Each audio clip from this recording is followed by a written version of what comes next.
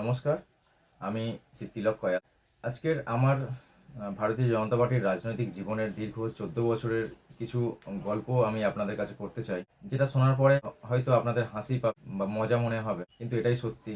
আমার নিজেরই মাঝে, মাঝে মনে হয় মানে নিজেরই মাঝে, মাঝে হাসি পায় এই ব্যাপারগুলো ভাবলে বা ব্যাপারগুলো যেগুলো হচ্ছে, যেগুলো এখন বর্তমানে চলছে। আজকের আমি এই যে কাগজটা নিয়ে বসে আছি, এটা নিয়েও আমি বিস্তারিত বলছি এটা কী ব্যাপার। আমি ভারতীয় জনতা পার্টিটা শুরু করেছিলাম ২০১২ সালে। তখন কেন্দ্র সরকারে ভারতীয় জনতা পার্টি কেন্দ্র সরকারে ছিল না। সেই সময় থেকে আমি ভারতীয় জনতা পার্টির আজ পর্যন্ত একনিষ্ঠ একজন কর্মী। এর মাঝখানে আমি দীর্ঘ ১৪ বছরে অনেক পদ সামলেছি। তা সমস্ত কিছু সংক্ষেপে আমি বলার চেষ্টা করব। আমি যখন এই দলটা শুরু করেছিলাম, আমাকে কেউ জোর করে বা কেউ কারোর পরামর্শে আমি এই দলটা করতে আসিনি। আমি আমার নিজের স্বইচ্ছায় তখনকার যে তৃণমূলের শাসক দল ছিল, তার যে দুর্নীতি, তার অত্যাচার, সেই অত্যাচারের বিরুদ্ধে আমি মনে করতাম এদের বিরুদ্ধে রুখে দাঁড়ানো দরকার। সেই নিয়ে আমি ভারতীয় জনতা পার্টিটাকে পছন্দ করেছিলাম যে ভারতীয় জনতা পার্টি আমার করা উচিত। এবং তার সাথে সাথে আমাদের এখানে লোকাল দুজন ব্যক্তি, একজনের নাম গোষ্ঠবিহারী কয়াল এবং অপর একজন পার্শ্ববর্তী গ্রামের একজন অনাথবন্ধু প্রামাণিক, তারা ভারতীয় জনতা পার্টির দীর্ঘদিনের কার্যকর্তা এবং তারা অনেক পথ অনেক কাজ করেছে, অনেক সংগঠন তৈরি করেছে, জিরো লেভেল থেকে তারা তৈরি করেছিল। তারা আমাকে অনুপ্রাণিত করে, আমাকে সাহায্য করে, আমাকে পথ দেখায় কীভাবে ভারতীয় জনতা পার্টির কাজগুলো করতে হয়, ভারতীয় জনতা পার্টির নীতি আদর্শ সেই সময় আমরা শিখেছিলাম। আমাদের বইপত্র দেওয়া হতো, আমরা পড়াশোনা করতাম সেইগুলো নিয়ে, বইপত্রগুলো নিয়ে। এই ভারতীয় জনতা পার্টির ডক্টর শ্যামাপ্রসাদ মুখোপাধ্যায়, দীনদয়াল উপাধ্যায়জির নীতি আদর্শে আদর্শিত হয়ে আমরা ভারতীয় জনতা পার্টিটা মনে প্রাণে মন থেকে আমরা এমনভাবে তৈরি হয়েছিলাম যে আমরা কোনোদিন অন্য কোনো দল আমরা করতে ভাবতেই পারি না যে আমাদের অন্য কোনো দলের যাওয়ার প্রয়োজন আছে সমাজের জন্য কাজ করার জন্য। ভারতীয় জনতা পার্টি করব, যদি না করতে পারি দরকার হলে সমাজে কাজ করব, ওদের দরকার নেই, সমাজে কাজ করব। তো এই আদর্শে অনুপ্রাণিত হয়ে আমরা সংগঠনটাকে শুরু করেছিলাম। তখন আমাদের এখানে সংগঠন তো কিছুই ছিল না বললেই চলে। লড়াই ১৪ বছর দীর্ঘ লড়াই করেছি। ২০১২ সালে আমি যখন এই দুই ব্যক্তির অনুপ্রেরণায় অনুপ্রাণিত হয়ে আমাকে সঠিক পথ দেখিয়েছে কীভাবে সংগঠন করতে হয়, হাতে ধরে শিখিয়েছে। প্রতিনিয়ত আমার বাড়িতে আসতো তারা। পরে কাজ করতে করতে আমি বুথ সভাপতির দায়িত্ব পাই। আমি ডায়মন্ড হারবার বিধানসভার ১৪৩ ডায়মন্ড হারবার বিধানসভার ৮৫ নম্বর বুথের দক্ষিণ কামারপুলের একজন সাধারণ নাগরিক। তা আমাকে বুথ সভাপতির দায়িত্ব দেওয়া হয়। তা আমি বুথ সভাপতির দায়িত্ব কাজ করতে করতে আমার কাজের দক্ষতা বা পারদর্শিতা দেখে আমাকে মণ্ডলের কোষাধ্যক্ষ দায়িত্ব দেওয়া হয়। সেই মণ্ডলের কোষাধ্যক্ষ দায়িত্ব সামলানো সেই সময়কালীন ২০১৬ সালের বিধানসভার ভোটে যখন আমাদের এখান থেকে ভারতীয় জনতা পার্টির একজন প্রার্থী, আমি তার ইলেকশন এজেন্ট হিসাবে আমি গোটা বিধানসভায় কাজ করে থাকি। এবং তারপরে আমি অনেক পথ আমি সামলেছি। এর মাঝখানে এই ২০০০ সেই সময়কার যে সমস্ত থ্রেট, যে সমস্ত ওই অত্যাচার আমাদের উপর হয়েছে, তার সামান্য কিছু ছোট ছোট নমুনা তুলে ধরতে চাই। পুরো হিস্ট্রি বলতে গেলে অনেক বড় হয়ে যাবে। সেই সময় আমাদের এখানে বিজেপির পতাকা মারারও তেমন কেউ ছিল না। গোটা মণ্ডলে আমার গ্রামের মানুষ আমাকে প্রচণ্ড সেই সময় থেকে আমাকে সাপোর্ট করতো এবং সেই সময় থেকে আজকের দিন পর্যন্ত আমার গ্রামে তৃণমূলের শাসন থাকাকালীন আমার গ্রামে আজ পর্যন্ত একদিনও তৃণমূল কোনোদিন লিড দিতে পারেনি। প্রত্যেকবার বিজেপি লিড দিয়েছে সেই সময় থেকে আজ পর্যন্ত। সেইভাবে সংগঠন আমি তুলেছিলাম এবং গ্রামের মানুষ আমাকে প্রচণ্ড ভালোবাসে। যেভাবে আমি চোখে চোখ রেখে লড়াই করেছিলাম এবং গ্রামের ৩০-৪০টা ছেলে কন্টিনিউ আমার সাথে থাকতো।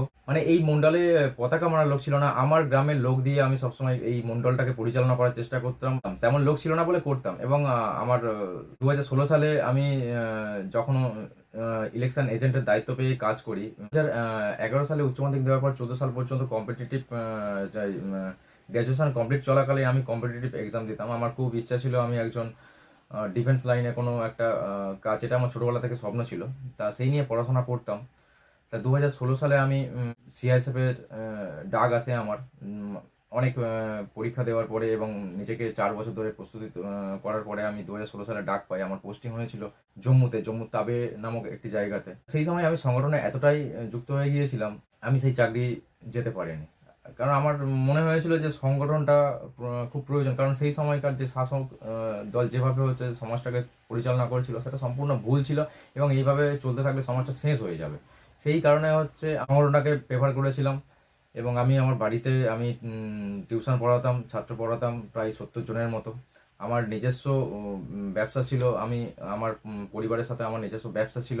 ব্যাংক থেকে লোন করে, ফাইন্যান্স করে, 3খানা গাড়ি করে একটা ব্যবসা শুরু করেছিলাম। কিন্তু সেই তৃণমূলের গুন্ডা বাহিনী সেই ব্যবসাটাকে পর্যন্ত শেষ করে দিয়েছে। তার ফলে তো প্রচুর সমস্যা হয়েছে ব্যক্তিগত জীবনে এবং পরিবারের ওপর প্রচুর সমস্যা হয়েছে। 2018 সালে পঞ্চায়েত ইলেকশনের সময়, পঞ্চায়েত ইলেকশনের আগে আমার নামে একটি মিথ্যে মামলা করা হয় 302 ধারায়, মার্ডার কেস। সেই কারণে 2018 সালে মানে 5টা থানা এবং শত র্যাব আমাকে যেভাবে অত্যাচার করেছে, আমাকে ধরার জন্য, আমাকে অ্যারেস্ট করার জন্য, সেটা মানে মুখে আমি বলে বোঝাতে পারবো না। সেটা একটা সিনেমার দৃশ্যের মতো। বাড়ির সামনে তো সবসময় মানে পুলিশের বড় জাল গাড়ি দাঁড়িয়ে থাকতো, আর মেইন রোড পর্যন্ত বন্ধ করে দিয়েছিল শুধু আমাকে অ্যারেস্ট করার জন্য। মানে আমার নিজেরই তখন আমি ভাবতাম যে আমি কত বড় আসামি, মানে আমাকে অ্যারেস্ট করার জন্য আমি কি করেছি, এমন কি করেছি। তবে সত্যি সেই সব মানে সেই মুহূর্তে খুব মজাও লাগতো। যেমন ভয় ছিল তেমন মজাও ছিল সংগঠন করতে। 2018 সালে সেই সময় তো গোটা পশ্চিমবঙ্গবাসী জানে 2018 সালে ইলেকশন করতে দেয়নি, নমিনেশন দিতে দেয়নি। তার সত্ত্বেও ডায়মন্ড হারবার এসডিও অফিসে হচ্ছে, সেখানে যাওয়া হয়েছিল। সেখানে হাজার হাজার তৃণমূলের গুন্ডা বাহিনী, হাতে পিস্তল, তলোয়ার, নানান রকম অস্ত্র। ঠিক আছে, যে কোনো কারণে, সেই সমস্ত কারণে নমিনেশনটা করা যায়নি। শুধু আমি কেন, গোটা হারবার মডেল অভিষেক ব্যানার্জির ভাইপোর মডেলে নমিনেশন করতেই পারেনি।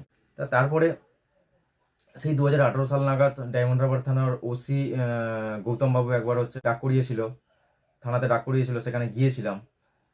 যাওয়ার পরে সেখানে আমাকে প্রস্তাব দেওয়া হয়েছিল যে আমি যেন বিজেপি দলটাকে ছেড়ে দিই, তার পরিবর্তে আমাকে 1 সপ্তাহের মধ্যে ওরা আমাকে বন দপ্তরের চাকরিতে ঢুকিয়ে দেবে।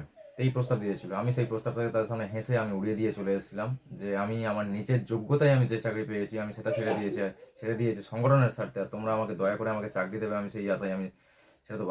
আমি চাকরি করে কি করবো? আমার সমাজ যদি না বেঁচে থাকে, আমার সমাজের ব্যক্তিরা যদি তারা যদি না বাঁচতে পারে, তাহলে আমি একা কিভাবে বাঁচবো? কারণ সংগঠনটা তো কোনো একটা নির্দিষ্ট কিছু ব্যক্তি নিয়ে নয়, সংগঠন সবাইকে নিয়ে, সকল গ্রামবাসীকে নিয়ে, সকল এলাকার প্রত্যেকের নিয়ে সংগঠন। এরপরে আমি দায়িত্ব পেয়েছিলাম 2বার সাধারণ সম্পাদকের মণ্ডলের, এবং একবার কোষাধ্যক্ষ দায়িত্ব নিয়েছিলাম। বিধানসভার আইটি ইনচার্জের দায়িত্ব পালন করেছি। এইভাবে দীর্ঘ 14 বছর আমি অতিবাহিত করেছি। 2022 সালে, ডেটটা আমার ঠিক মনে নেই, 2022 সালে রথের আগের দিন, মানে যেদিনকে সোজা রথ হবে তার আগের দিন আমার বাড়ি থেকে হচ্ছে আমাকে অ্যারেস্ট করা হয়। ওই কেসে 18 সালে ওই কেসটাকে ওয়ারেন্ট বের করে আমাকে অ্যারেস্ট করানো হয়, এবং 3 মাস আমি জেলে থাকি। 3 মাস পরে আমি সেখান থেকে বিনা প্রমাণে, মানে যেহেতু এটা মিথ্যা কেস ছিল, বিনা প্রমাণে ওরা আমাকে ছাড়তে বাধ্য হয়েছিল। এবং সেখান থেকে ফেরার পরেই 2023 সালে আমি নিজে পঞ্চায়েতের ক্যান্ডিডেট হই। মানে আমার মণ্ডলের 98% জায়গায় কোনো একটা বিজেপির ক্যান্ডিডেট কেউ দাঁড়াতে পারেনি। ঠিক আছে, শুধুমাত্র আমার কামারপুর অঞ্চল থেকে 2টো ক্যান্ডিডেট, আমি এবং আমার একজন সহকর্মী, তাকেও দাঁড় করিয়েছিলাম জোর করে। বিডিও অফিসে লড়াই করে, সেখানে তো ঢুকতে দেয়নি, মারপিট দাঙ্গা করে আমরা দাঁড়িয়েছিলাম। সেই দাঁড়ানোর পরে তো প্রথমত ওপর থেকে প্রচণ্ড হুমকি আসে। তা আমরা তো একদম মনস্থির করে নিয়েছিলাম যে যাই হোক দেখবো, আমরা আমাদের পথ থেকে আমরা সরবো না। তা হুমকি দিয়ে হলো না। তারপরে আমাদের বাড়িতে আসলো, বাড়িতে তৃণমূলের যারা নেতা আছে বাড়িতে এসে টাকার অফারও আমরা ইগনোর করে দিয়েছিলাম। ঠিক আছে, তারপরেও কারণ আমরা জানি সমাজের মানুষ আমাদের ভোট দেবে, ভারতীয় জনতা পার্টিকে ভোট দেবে। ঠিক আছে, আমরা যার জন্য চোখে চোখ রেখে লড়াই করেছিলাম। তা সেই ঘটনা 2023 সালের পঞ্চায়েতের ঘটনা অনেকেই জানে। ঠিক আছে, কিভাবে হচ্ছে ওরা লুট করেছিল, ভোট লুট করেছিলাম। তারপরে আমরাও আমাদের শক্তি দেখিয়েছিলাম, যে থানার ওসি ছিল তার এগেনস্টে কেস করে, ঠিক আছে, তাকে ট্রান্সফার করিয়ে অনেক কিছু করেছিলাম। কিন্তু আমাদের তো মানে আমরা হাজারো চেষ্টা করলেও সেই সময় যেহেতু তৃণমূলের শাসন, তাদের কথায় পুলিশ প্রশাসন পুতুলের মতো কাজ করবে। ঠিক আছে, যতটা পেরেছিলাম আমরা করেছিলাম। যখন আমি অ্যারেস্ট হয়েছিলাম, সত্যি বলতে আমার মানে একটা ব্যক্তির নাম না বললেই নয়, মাননীয় অভিজিৎ দাস ববি, যিনি বিগত বেশ কয়েকবার অভিষেক ব্যানার্জির বিরুদ্ধে, তৃণমূলের অভিষেক ব্যানার্জির বিরুদ্ধে এমপি ক্যান্ডিডেট হয়ে দাঁড়িয়েছিলেন। যদি সুষ্ঠুভাবে তো ভোট হতো, তাহলে তো উনি তো, মাননীয় অভিজিৎ দাস ববি, উনি অবশ্যই জিতে যেতেন, সেটা গোটা ডায়মন্ড হারবারবাসী জানে, গোটা লোকসভাই জানে, কিন্তু সেটা করতে দেয়নি ওরা। কিন্তু ওই ব্যক্তি, আমি যখন জেলে গিয়েছিলাম আমি কাউকে পাশে পাইনি, ওই একটাই ব্যক্তি আমাকে পাশে পেয়ে সমস্তভাবে সাহায্য করে আমাকে সেই জেল থেকে বের করেছিল। ঠিক আছে, আমি তো ওনাকে মানে কোনোদিনই ভুলতে পারবো না। ঠিক আছে, তো এত কিছু দায়িত্ব সামলানোর পরে, এত কিছু জীবনে ঝড়ঝাপটা যাওয়ার পরে আরও অনেক কিছু ঘটনা আছে যেগুলো বলতে গেলে বিস্তারিত অনেক সময় চলে যাবে, ঘন্টার পর ঘন্টা চলে যাবে, যার জন্য আমি ছোটোভাবেই এটা বললাম। তার দীর্ঘ 14 বছরে বুথ সভাপতি থেকে মন্ডলের কোষাধ্যক্ষ থেকে ডায়মন্ড হারবার বিধানসভার ইলেকশন এজেন্ট, সেখান থেকে মন্ডলের দুবারের সাধারণ সম্পাদকের দায়িত্ব এবং বিধানসভার আইটি ইনচার্জের দীর্ঘ এই 14 বছরের দায়িত্ব সামলানোর পরেও আজকে একটা জিনিস বলতে খুব মানে খারাপ লাগে বা হাসি পাই বা মজা পাই। আজকে সামান্য আমার গ্রামের আমি যে ভারতীয় জনতা পার্টির একজন কর্মী, আমাকে প্রমাণ করাতে হচ্ছে এই কাগজের মাধ্যমে আমাকে প্রমাণ করাতে হচ্ছে। ঠিক আছে, যেখানে বিগত দুদিন আগে যেখানে বিগত আমার গ্রামে একটা গ্রাম সভা হয়। ঠিক আছে, সেখানে আমাদের উপস্থিত ছিলেন আমাদের মাননীয় মণ্ডল সভাপতি। তা সেখানে সেই গ্রামবাসীর সামনেই সেখানে সম্মুখে পুরো গ্রামবাসী একটাই কথা বলেছিল যে আমরা বিগত 14-15 বছর ধরে আমরা এই ব্যক্তিকে চিনি এবং এই ব্যক্তি আমাদের বাড়ি বাড়ি আমাদের পরিষেবা দিয়েছে যতটা পেরেছে, এবং এই ভারতীয় জনতা পার্টির জন্য যতটুকু স্যাক্রিফাইস করেছে আমাদের এখানে কেউ করেনি। সেটা গোটা গ্রামবাসী চেঁচিয়ে বলার পরেও, ঠিক আছে, আমি জানি না এগুলো কেন হচ্ছে, এগুলো বলা উচিত কিনা, তবুও আজকের আমি বলতে বাধ্য হচ্ছে এই কারণে, এগুলো মনের মধ্যে যেন একটা আবদ্ধ তৈরি হয়ে আছে, যেন একটা বন্দি হয়ে আছে, যার জন্য আজকে আমি মন খুলে বলছি, একটাই কারণে, মনটাকে শুধু হালকা করার জন্য। আজকে আমি নই, আমরা প্রচুর কর্মী, ভারতীয় জনতা পার্টির প্রচুর কর্মী। আজকে সত্যি খুব খারাপ লাগে এইসব কথাগুলো বলতে বলতে, মানে ভালো বলা উচিত হয়তো নয়, ঠিক ঠিক আছে, কিন্তু তবুও বলা প্রয়োজন। এই কারণে বলা প্রয়োজন, সংগঠন আরও মজবুত করার জন্য, সংগঠনকে আরও দৃঢ় করার জন্য এই কথাগুলো বলা প্রয়োজন। ঠিক আছে, যে সময়টা ছিল, আমরা তো দীর্ঘত 14 বছর মণ্ডলের নানান রকম দায়িত্ব সামলেছি বা বিধানসভার নানান রকম দায়িত্ব সামলেছি, যে সমস্ত আমাদের নেতা নেত্রী কর্মীরা, ঠিক আছে, সেই সময় থেকে হচ্ছে লড়াই করে করে করে করে আজকের ভারতীয় জনতা পার্টিকে ক্ষমতায় নিয়ে এসছে। আজকে সত্যি খুব খারাপ লাগে। আজকের মণ্ডলে আমি যখন যাই বা বিভিন্ন জায়গায় যখন যাই, আমি সেই সমস্ত কর্মীদেরকে 90% অধিকাংশকেই দেখতে পাই না। সত্যি খুব খারাপ লাগে। কিন্তু তাই বলে এটা নয় যে তারা দল ছেড়ে দিয়েছে। ঠিক আছে, প্রত্যেকের সাথে আমার যথেষ্ট সম্পর্ক আছে, যারা বর্তমানে দায়িত্বপ্রাপ্ত আছে, যারা দায়িত্বপ্রাপ্ত নেই, যারা পুরনো কর্মী, প্রত্যেকের সাথেই আমার সম্পর্ক আছে। ঠিক আছে, কোথাও যেন একটা কাজ করতে দেওয়া হচ্ছে না, যেন মনে হচ্ছে যে দলটা যেন ব্যক্তিগত কোনো সম্পত্তি হয়ে গেছে। এই রকম পরিস্থিতি মনে হচ্ছে যে আমরা 5-7 জন দলটাকেই দলটা আমাদের 5-7 জনের সম্পত্তি। ঠিক আছে, এটা একদমই ভুল জিনিস। ঠিক আছে, সত্যি হয়তো বললে হয়তো অনেকে এটা খারাপ, অনেকে খারাপ ভাববে, কিন্তু আমি ভয় পাই না। আমি যেটা সত্যি আমি সেটা সমাজের সামনে তুলে ধরতে চাই, এটাই সত্যি। ব্যক্তি আগে নয়, সংগঠন আগে, দল আগে। সবাইকে নিয়ে চলতে শিখুন। আমাদের এই অনেক দীর্ঘ লড়াই করার পরে, এই লড়াইয়ে অনেকের জীবন পর্যন্ত চলে গিয়েছে ভারতীয় জনতা পার্টির কর্মী, সেগুলো মাথায় রাখতে হবে। ভারতীয় জনতা পার্টির যে নীতি আদর্শ, সেই জিনিসগুলো মাথায় রাখতে হবে। ভারতীয় জনতা পার্টি একজনের, 10 জনের, 50 জনের নয়, সবাইকে নিয়ে সবাইকে সংগঠনের অংশ করতে হবে। সেই ভাবধারায়, সেই মানবিক ভাবে ভেবে কাজ করা উচিত। ঠিক আছে, দলটাকে সবাইকে নিয়ে চালাতে হবে। আমি সত্যি কি বলবো আমি বুঝতে পারছি না।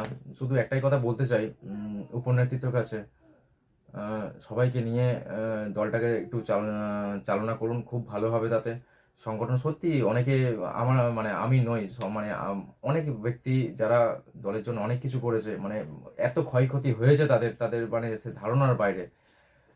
যদি কোনোদিন সময় হয় আমি সেগুলো বলবো, সমস্ত কিছু বলবো এবং প্রমাণ সহকারে আমি সেগুলো বলবো। ঠিক আছে, দলের কাছে আমি অনুরোধ করবো, এগুলো অবশ্যই করে আপনারা দেখুন আর সমাজে সবাইকে নিয়ে চলতে শিখুন। আমাদের একটাই মূল মন্ত্র থাকবে, হিংসামুক্ত, দুর্নীতিমুক্ত সমাজ চাই। এবং এই ভারতীয় জনতা পার্টি আমরা আমাদের শেষ জীবন পর্যন্ত ধরে রাখতে চাই, এবং আমরা অবসর নেওয়ার পরে আমরা যেন পরবর্তী জেনারেশনের হাতে জিনিসটা তুলে দিয়ে যেতে পারি। এটাই আমার মূল বক্তব্য।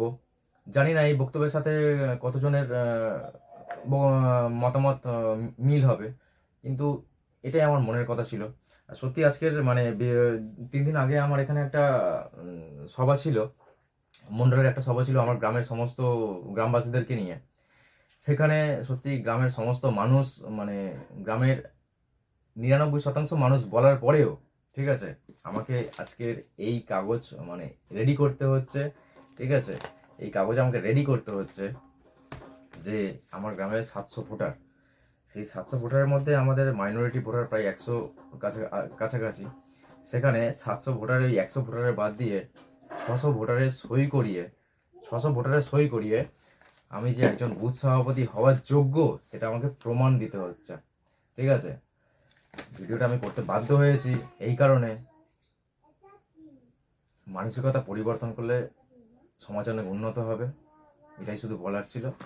আপনারা সবাই ভালো থাকবেন, নিজের খেয়াল রাখবেন, আর আমরা সবাই মিলে হাতে হাত মিলিয়ে চলুন, চেষ্টা করি সমাজটাকে হিংসামুক্ত দুর্নীতিমুক্ত সমাজ করতে। সবাই কোনো একটা ব্যক্তি বা একটা